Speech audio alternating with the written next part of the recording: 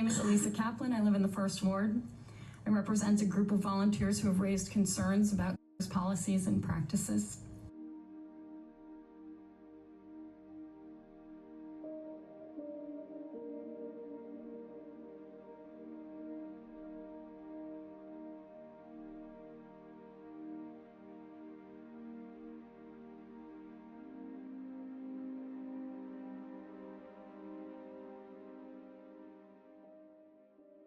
We both ended up on the same shift, on the Tuesday night shift. That was a big mistake for the previous organization. We all had doubts about the number of dogs that got euthanized, and we started talking about it, and we just, kept saying there has to be a different way to do this. So we submitted questions to the board. They basically told us to go away. After that, we started actively stepping in to save some of these dogs that we felt really could be rehomed safely, but didn't have a chance with the current organization. Tuesday night was the night you would walk in and there might be 3 empty cages or 5 empty cages. Nobody had ever measured the euthanasia rate at the shelter. So I started to do that and keep track of who was being euthanized compared to who was coming in. I started getting euthanasia rates from other organizations, including CACC, much bigger shelters, and I found that our rate was high even compared to those. The euthanasia rate was 47%.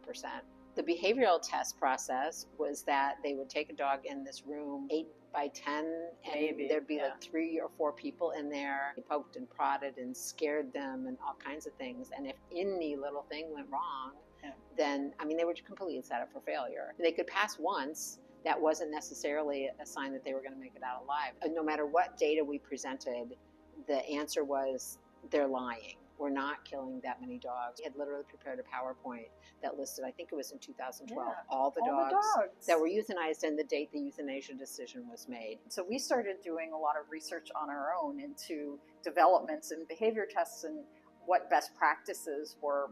We talked to the ASPCA, we talked to other shelters. And then an apricot poodle named Flip was brought in by a citizen. Flip, like most little dogs, was scared to death and he went into a cage, and the next day somebody reached in to try to put a leash on him, and I don't think he bit them, but he snapped at them.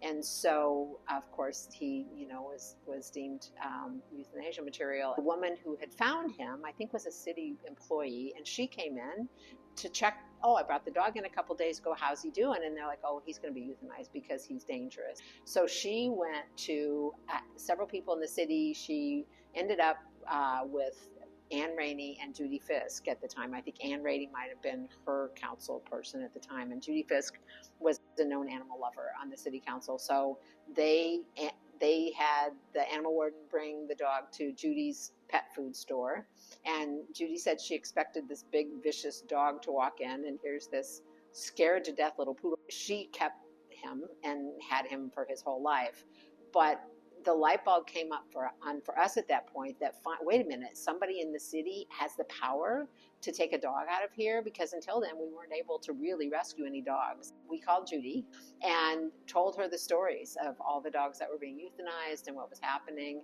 and she immediately set up a meeting with the police chief. Then he immediately put a moratorium on euthanasia. No dogs could be euthanized without his personal approval, and his personal approval only came if we agreed with it. So at that point, the euthanasia stopped, but the problem wasn't solved because they still wouldn't adopt out those dogs. Right. They wouldn't give them medical treatment, any of that. That would have been around 2012, because that was the first year that we were able to have any real effect on the euthanasia numbers. There was a lot of opposition from the leadership of the organization running from the shelter, from some of the other volunteers who had been there a long time. It was intense. If you haven't listened to any city council meetings, there can be intense public comments, and there were intense public comments back then on both sides of the fence.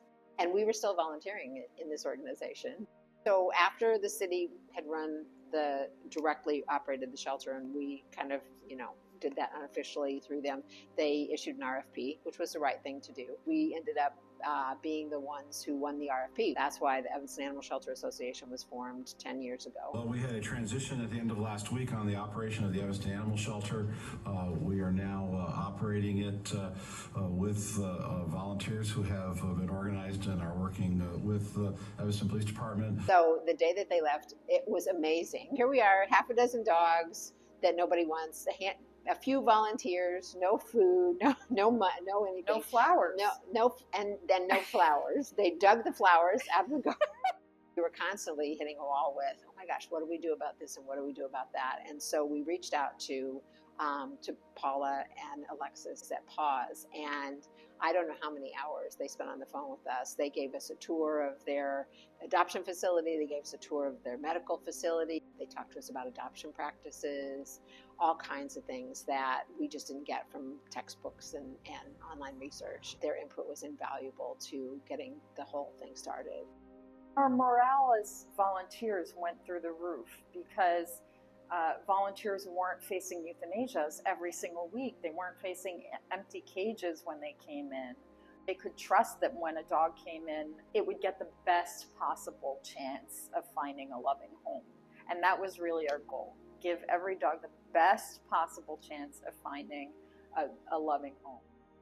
And we're like, okay, we're not euthanizing animals. What else do we need to do, right? And we always tried to look at it through that lens. Our custodial program was one of the first things that happened, and it was a dog named Diamond. There was a social worker who called us and said, I have this family. They've been evicted from their home. They have several children. And they told the social worker, we're okay with, losing some of our stuff. We understand that, but we don't want to lose our dog Diamond. We had Diamond for about 6 weeks. She had some skin issues. We fixed those. She needed vaccinations, and we got her spayed.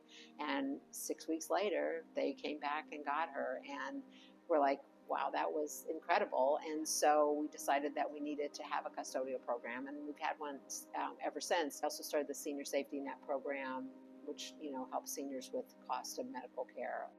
The pet pantry was the next really big thing that we did during COVID. We saw people lined up over here in James Park for human food, and we said, okay, if they can't afford human food, they sure can't feed their pets right now. At one point in 2020, we were taking like 100 bags a week of pet food over for them to distribute. And we sort of thought, okay, well, that'll go away once, COVID is over, but it didn't.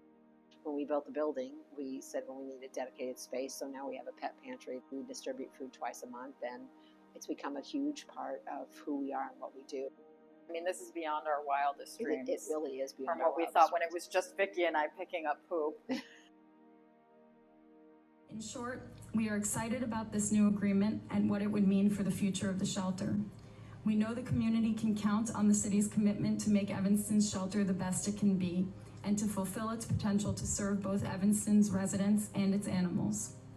We know that dedicated volunteers will remain at the shelter, and others that have become disillusioned or discouraged in the past will return. We are looking forward to seeing these positive changes for the shelter and the community.